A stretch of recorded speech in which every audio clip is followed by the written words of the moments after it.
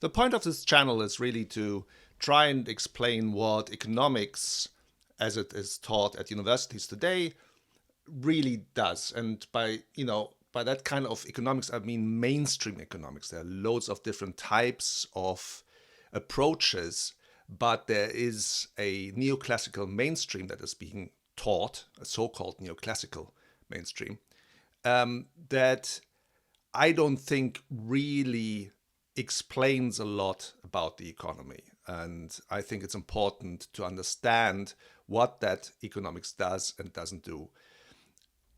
If you actually want to know how that works in more detail, there's a very good course about that type of economics by Professor Jonathan Gruber from MIT. And you can find that on YouTube. And I put a link to that in the description. So this is really for people who do economics, have done economics, or are thinking about doing economics, to give them an impression of what it is that mainstream economics does and doesn't do. All right, let's start. So what is economics? If you want to get an idea how economics is defined in university, have a look at Lecture 1 of Professor Gruber's Principles of Microeconomics. I've put down a link below. I think Professor Gruber does a good job at setting out the state of the art, which is pretty much the same material that I learned about 30 years ago and which hasn't changed much since the 1960s. So economics is really the science of economizing. It's about finding the best trade-offs. Professor Gruber talks about applying engineering principles to a different context, namely people's lives. I think it's worth noting that this definition of optimization doesn't talk about observing and understanding the economy and economic reality around us. Economics in this definition is a method. And if you take that seriously, it makes economics effectively a branch of operations research. So why doesn't mainstream economics talk about the economy? The reason is that it starts from the individual to explain everything that's happening. The economy is defined to have the purpose of maximizing all the individual's utility, and mainstream economics investigates how it achieves that purpose. And that's where it goes wrong. It ascribes a purpose to the economy before actually establishing that that's the way the economy works. So a big gap in economics is that there's really no role for systemic factors outside the individual, like money, law, or power.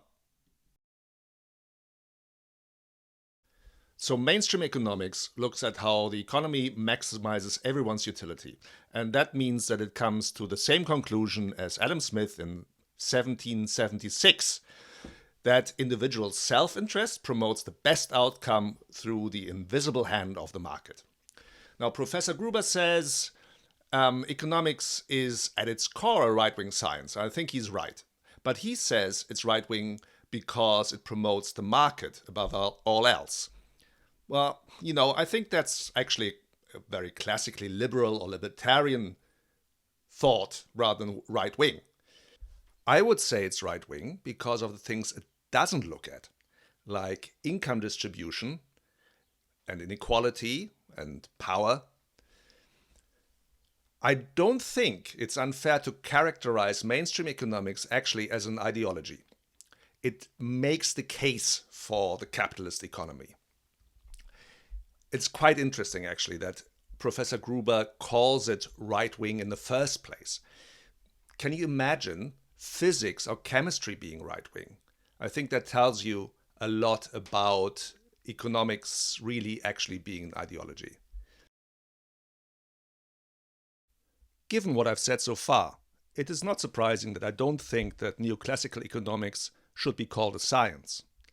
I would say it is a method and an ideology. It chooses a very specific abstraction from reality to analyze that reality. I agree with Professor Gruber that one needs to abstract from all the details of reality to understand the bigger picture. The problem is that The so-called simplifying assumptions distort rather than simplify that reality. The neoclassical method is consistent within itself, and when economic reality inevitably diverges from the model, the problem tends to be the real economy rather than the model. Reality is retrofitted into the model, and if reality does not fit the accepted view, it's pronounced to be a paradox rather than the model being wrong. Or people make mistakes, which means that they don't behave in the way they should according to the model. To be fair, a method like economics can't be wrong as such. It's just applied in a nonsensical way. So where does that leave us? Well, the economy is really a social construct that can be interpreted in many different and equally valid ways. Mainstream economics has effectively shut down discussions of alternative views. They exist only at the very fringes, and the mainstream does not understand or engage with them. And that was not always so.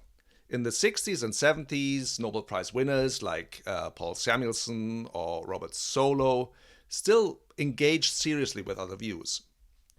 There are competing theories that explain how reality works. And, those theories are influenced by the stance that the researcher takes. There is no unique explanation. There are only more or less convincing explanations. And from my perspective, mainstream economics is amongst the less convincing ones. Thanks for watching.